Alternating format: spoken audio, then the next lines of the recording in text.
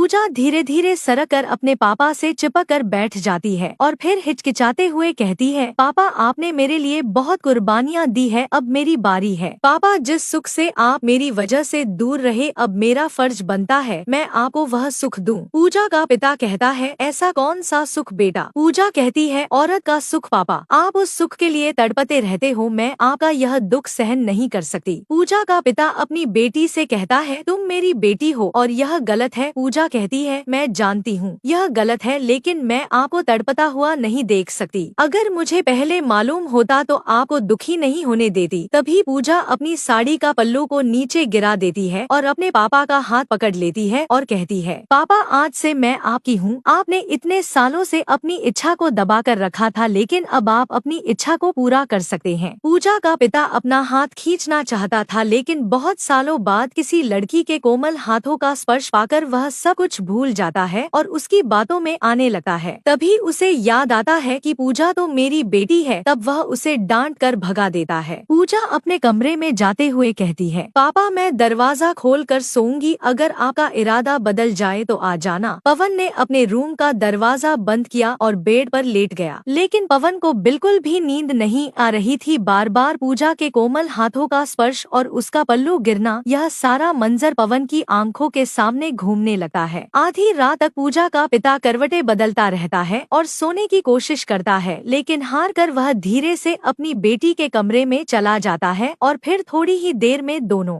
Hello दोस्तों, स्वागत है आप सभी का हमारी एक और रोमांचक कहानी में। उम्मीद करती हूँ आपको यह कहानी बेहद पसंद आएगी। दोस्तों, पवन नाम का आदमी अपनी फैमिली के साथ नोएडा में रहता था। उसकी उम्र 45 साल के आसपास थी। पवन पेशे से रिटायर्ड टीचर था। पवन दिखने में कुछ खास नहीं था, लेकिन पैसों की उसके पास कोई कमी नहीं थी। पवन के घर में सिर्फ 2 ही लोग रहते थे, पवन और उसकी बेटी पूजा। 10 साल पहले पवन की पत्नी और उसके बेटे की दुर्घटना में मौत हो गई थी और फिर पवन ने दोबारा शादी नहीं की थी। अपनी पत्नी की मौत के बाद पवन बिल्कुल बिखर गया था। पवन ने जवानी में ही अपनी पत्नी को खो दिया था। जब उसकी पत्नी की मौत हुई थी तब पूजा महज 5 साल की थी। अब पूजा की जिम्मेदारी पवन पर आ चुकी थी और पवन ने अपनी बेटी पूजा को बड़े ही लाड प्यार से पालता पोसता था। धीरे धीरे दिन बीते गए और उसकी बेटी भी दिन ब दिन बड़ी होती चली गई। जब पूजा 15 साल की होती है तो उस पर जवानी का रंग बिखरने लगा है। पूजा देखने में बहुत ही खूबसूरत होती जा रही थी, जिसे देखकर हर कोई उसे अपना बनाने की चाहत रखता। पूजा बिल्कुल अपनी मम्मी पर गई थी। पूजा पढ़ने में कम ही ध्यान देती थी, ज्यादातर फोन में ही व्यस्त रहती थी और फोन पर हर तरह की वीडियो देखती थी। पवन ने अपनी बेटी पर किसी भी चीज की पाबंदी नहीं लगाई थी। पूजा के मन में जो आता है वह करती थी। पूजा ज्यादातर जीन्स टॉप या जीन्स शर्ट पहनती थी और जीन्स के साथ जब हाई हील के सैंडल पहनती थी तो एकदम हुस्न की परी लगती थी। यह बात 1 साल पहले की है, जब पवन का एक दोस्त उससे मिलने के लिए उसके घर आया था। पवन और उसका दोस्त रूम में बैठकर बातें करने लगते हैं। बातों बातों में पवन की बीवी जानवी की बात होने लगती है। पवन का दोस्त उससे पूछता है कि तुमने दूसरी शादी क्यों नहीं की? तब पवन कहता है, पूजा की वजह से नहीं की, क्योंकि क्या मालूम दूसरी बीवी कैसी होगी और उसके साथ कैसा सुलूक करेगी। वह पता नहीं मेरी बेटी को प्यार करेगी भी या नहीं। फिर उसका दोस्त पवन से पूछता है कि आपकी पत्नी को गए हुए कितने साल हो गए हैं, तो क्या आपका मन नहीं करता कि मैं भी किसी औरत के साथ अपनी इच्छाओं को पूरा करूं? तभी पवन कहता है, दिल तो बहुत करता है और सारी सारी रात जागता रहता हूँ। दिल में बहुत दर्द होता है, लेकिन पूजा के सामने जाहिर नहीं होने देता। पूजा यह सारी बातें छुपकर सुन रही है। पूजा अपने पिता की बातें सुनकर हैरान हो जाती है और मन ही मन में सोचती है कि मेरे पिता मम्मी के बिना कितने दुखी और परेशान हैं। पूजा अपने मन में सोच लेती है कि मैं अपने पिता की हर ख्वाहिश को पूरा करूंगी, चाहे मुझे कुछ भी करना पड़े। पूजा का पिता रात को खाना खाकर अपने रूम में चला जाता है और रूम में बैठकर किताब पढ़ रहा था। थोड़ी देर बाद उसकी बेटी पूजा अपने पिता के कमरे में दूध लेकर जाती है। पूजा ने उस रात अपनी मम्मी की लाल साड़ी पहनी हुई थी, जो उसके पिता को बहुत पसंद थी। पूजा की मम्मी अपनी शादी की पहली सालगिरह पर वह लाल साड़ी पहनकर अपने पति के सामने आई थी, जिसे देखकर उसका पति बहुत खुश हुआ था और उसने अपनी पत्नी को वह सारे सुख दिए थे जो हर एक औरत अपने पति से चाहती है। आज पूजा गलती से अपनी मम्मी की साड़ी पहनकर अपने पिता के सामने चली जाती है और उसके पल्लू से पूजा का पेट साफ साफ दिखाई दे रहा था। उसका ब्लाउज पीछे से खुला हुआ था और आगे से गला बहुत गहरा था। पूजा को साड़ी में देखकर एक बार तो पवन को लगा कि उसके सामने उसकी बीवी खड़ी है। पूजा अपने पिता के सामने खड़ी थी, लेकिन पवन को वह अपनी बेटी नहीं बल्कि बीवी लगी। पूजा अपने पिता के बेड पर बैठ जाती है और कहती है, क्या सोच रहे हो पापा? तभी पवन कहता है, कुछ नहीं, बस ऐसे ही कुछ याद आ गया था। पूजा कहती है, मुझे मालूम है पापा, आपको मम्मी की बहुत याद आ रही है। तभी पूजा का पिता कहता है कि बेटा, मैं तुम्हारी मम्मी के बिना बिल्कुल अकेला पड़ गया हूँ। फिर कुछ ही देर में दोनों सारी मर्यादाओं को भुलाकर एक दूसरे में समा जाते हैं। तो दोस्तों, किसी भी लड़की को अपने पिता के साथ ऐसा नहीं करना चाहिए था और पिता को भी सोच समझकर फैसला करना चाहिए था।